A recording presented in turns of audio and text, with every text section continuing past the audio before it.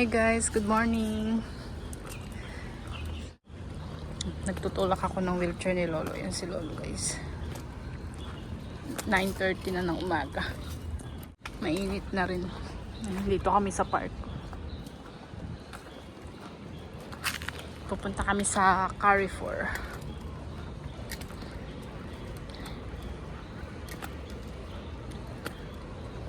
Naupo muna kami ni Lolo guys at ang init. Oh. Ito. Maraming puno dito. Init na oh. Tara na Lolo.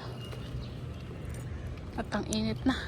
Bibili lang kami ng sabon guys. Wala na kasi akong sabon panlaba. Sobrang na init. Quarter to 10 na.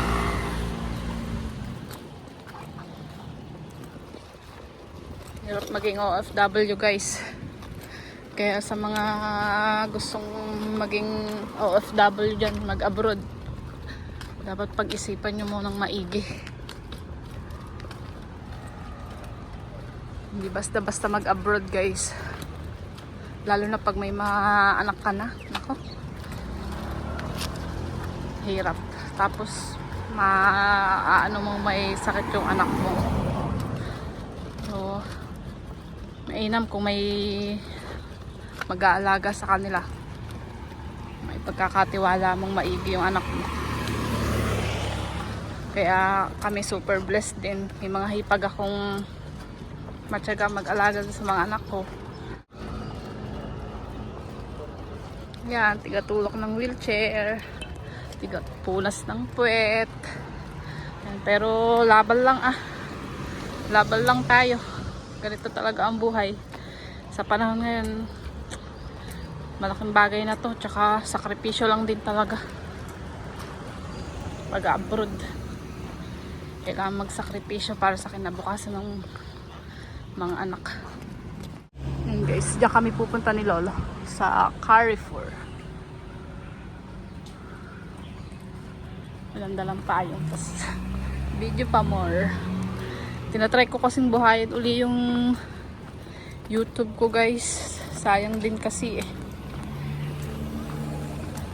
kahit pa paano may kinikita rin yung YouTube ko. Lalo na pag nagiging active ako sa pag-upload.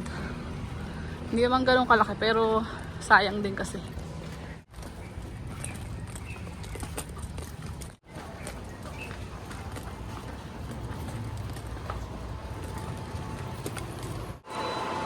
Guys, Carrefour.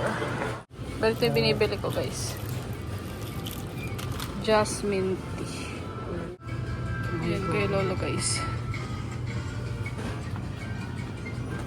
Kuha akong basket guys. Hindi ko mahawakan. May mga binili si Lolo ng inumin niya.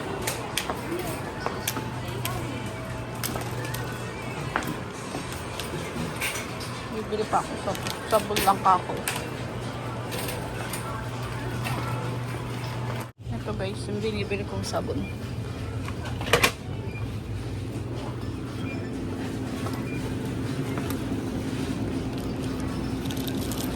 Ito yung